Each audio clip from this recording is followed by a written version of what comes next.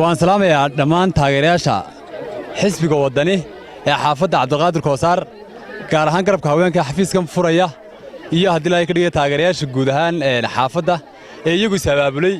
ee aadkii sida qiimaha leh haddii la ka dhigayo isu abaabulay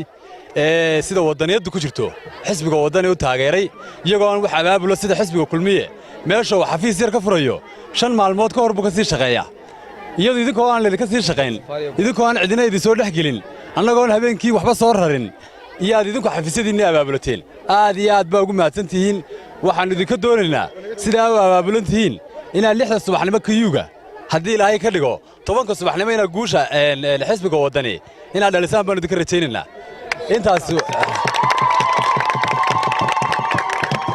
intaa waxaan kaga tegayaa xafiiska iyo haddii ilaahay ka dhigo munaasabadda kelmad baa waxaan ka odhanayaa shalayto waxaa ku dhex maray qolo madax dhaqameed ah oo bariga burca iyo haddii ilaahay ka dhigayo ka socota beesha guddoomiyaha xisbiga kulmiye muuse biixi beeshiisa shirka qolo salaadiina isugu timi oo hargeysa ka soo ambabaxay waxaa la isla qaatay in odayaasha salaadiinta ahi ay xisbiga kulmiye u codeeyaan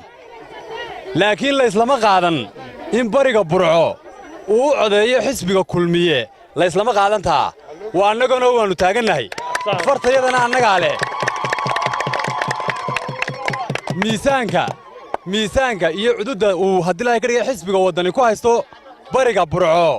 wax alle waxa iska beddelay may jirin wax inagu soo biiray mooyaane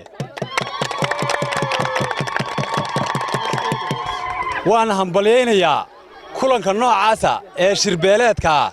ee xisbigii iyo xukuumaddii lagu taageeray waan hambalyaynayaa waxbuu noo taray haddaannu nahay xisbiga waddani waxbuu noo taray waxbuu noo kordhiyey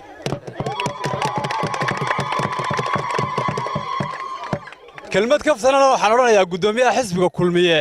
muuse biixi cabdi barnaamij siyaasadeed baa laga rabay inuu dadka ku hanto inuu beelaha ula yimaado inuu deegaanada la yimaado inuu gobollada iyo khayriyooyinka isla soo taago laakiin haddii uu odayaal haddii ilaahay ka dhigayo iyo salaadiin iska soo horraysiiyey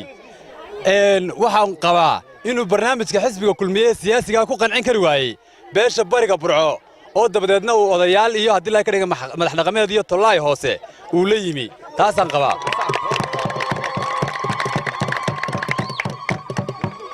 waxaa la yidhi waraabe beri gaboobey waraabe ayaa beri gaboobey dabadeedna waxaa soo qaaday inamadiisi yaryarkiisi baa soo qaaday in badan baa la siday marba meel baa laysa tagaa markaasaa layaa xaggaannu ku dhignaa markaasuu yaa waa meeshan hasha dhashay ku cunay markaasaa laga qaaday markaasaa goob kale la geeyey masale waa meelma masale waa meel heblaayo dabeedna wuxuu waa halkan irgaa ku laayey dabadeedna waa laga qaaday dabeedna wuxuu waa halkaas waxa weeye waa mulacyali dabadeedna wuxuu waa meeshan haddii ilaahay ka dhigayo